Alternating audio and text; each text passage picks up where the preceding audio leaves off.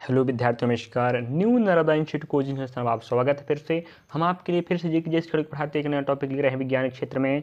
Science का portion आपके RRB, ALP, SI constable, RPF में आने वाला है। और समस्त एग्जाम की बात करें, जैसे बैंक, रेलवे, स्टेट लेवल की बात करें, एमपी, मध्य प्रदेश, छत्तीसगढ़, राजस्थान, जहाँ भी बात करें साइंस का पोर्शन आप एग्जाम आएगा, मतलब आएगा। चलिए, तो उसी कड़ी को बढ़ाते हैं। आपके लिए एक बेसिक सा और महत्वपूर्ण टॉपिक ले रहे हैं, संक्षिप्त रूप में आपको जानकारी देने का प्रयास करते हैं हर टॉपिक में आपके लिए।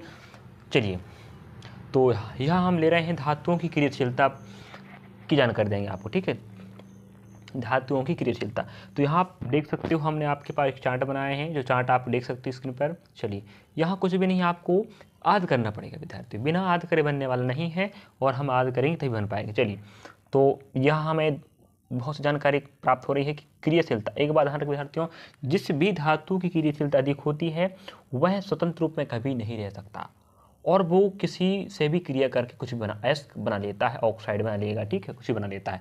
और रही बात, जो तत्व या धातु क्या नहीं करते हैं, जिनकी अभिक्रियाशीलता कम होती है, वो स्वतंत्र रूप में पाए जाते हैं, ठीक है। चलिए, पृथ्वी में स्वतंत्र रूप में पाए जाते हैं, याद रखेंगे। जो जिन धातुओं की अभिक्रियाशीलता अधिक होती है वे कभी स्वतंत्र रूप में नहीं पाए जाते, और जिनकी नहीं होती है, जिनकी अभिक्रियाशीलता कम होती है, वे स्वतंत्र रूप में पाए जाते हैं। यहाँ बात कर रहे हैं, यहाँ हमें संकेत रूप में भी दिया है। तो पोटेशियम का संकेत के होता है, नहीं तो पोटेशियम का पी बोले आप। तो पोटेशियम का के होगा, सोडियम का एन होगा, कैल्शियम का सी होगा, और मैग्नीशियम की बात करें तो एम होगा, एल्यूमिनियम के एल होगा, जस्ता का जेडन होगा, लोहा का एपी होगा, सीसा का पीबी होगा, हाइड्रोजन का एच होगा, तांबा का सी होगा, और पारा का एच होगा, चांदी का एजी होगा, और सोना का ई होगा। तो विद्यार्थियों, आपको याद रखना पड़ेगा, क्या रखना पड़ेगा आपको याद, पता है कि साथ में हम यहाँ पढ़ रहे हैं धातुओं की अभिक्रियाशीलता। तो यहाँ आप देख सकते हो सबसे अधिक अभिक्रियाशीलता जो ऊपर है ना, सबसे अधिक अभिक्रियाशीलता रखता है। उसके बाद कम होते होते होते होते कम होते चलेगा, यहाँ घटते घटते घटते घटते आपको लास्ट तक यहाँ मिलेगी सबसे कम अभिक्रियाशीलता। तो हम ऊपर जो क्रमांक आप देख रहे हो, पोटेशियम, सोडियम, कैल्शियम, मैग्नीशियम, जी धीरे धीरे इनकी अभिक्रियाशीलता क्या हो रही है, घटते हुए यहाँ इंगित हो रही है।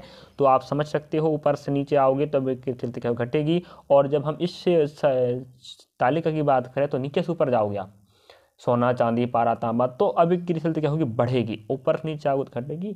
और यहाँ से आपका प्रश्न पूछता है विद्यार्थियों की किस धातु की अभिक्रियाशीलता सबसे अधिक होती है, तो हम कहेंगे पोटेशियम और सोडियम की। इन दोनों की जो अभिक्रियाशीलता बहुत अधिक होती है, इन्हें सुरक्षित रखने के लिए और इन्हें सुरक्षित रखने के लिए किसका उपयोग, केरोसिन, जो आप पेट्रोलियम पदार्थ होता है ना, केरोसिन मतलब मिट्टी का तेल, तो इन दोनों को मिट्टी का तेल में रखा जाता है।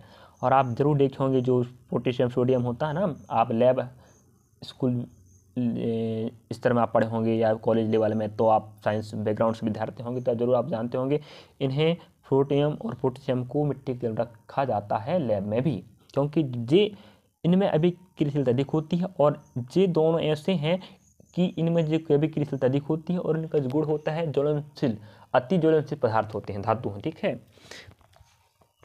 तो इन्हें सुरक्षित रखने के लिए, और ज्वलनशील है तो भाई और इन्हें सुरक्षित रखना पड़ेगा, इसके लिए इन्हें केरोसिन रखा जाता है। चलिए, और रही बात यहाँ विद्यार्थियों, हमें यहाँ अभिक्रियाशीलता घटते हुए चलेगी, और आपको साथ में इनका संकेत भी याद रखना पड़ेगा। चलिए, और यहाँ हम बात करें चांदी और सोना की बात करें, तो चांदी एक ऐसा धातु है जो विद्युत का सबसे अच्छा कुचालक माना जाता है। सोना, तो चांदी और सोना की बात करें तो सबसे अधिक अभिक्रियाशीलता कौन रखता है, इन दोनों की बात करें तो चांदी रखे, उसके बाद सोना आएगा, सबसे कम सोना रखता है, उसके बाद रखता है चांदी। तो इन दोनों की बात करें तो आभूषण आप देखे होंगे, आभूषण बनाए जाते हैं, तो आभूषण बनाए जाते हैं उस समय क्या होता है, इन दोनों में जो बहुत जल्द इनके बनाए आभूषण खराब नहीं होते, क्योंकि ये इनमें अभिक्रियाशीलता क्या होती है, कम होती है। तो ये किसी भी वायु से, हवा से, या कहें नम या बरसात के जो पानी होता है या जल से क्या नहीं कर सकते, जल से अभिक्रिया नहीं करते, क्योंकि चलती क्या होती है, सबसे कम होती है। इस कारण से इनका आभूषण जल्दी खराब नहीं होते हैं। तो हम यहाँ आपको दिखा चुके विद्यार्थियों, आप देख लीजिएगा अभिक्रिया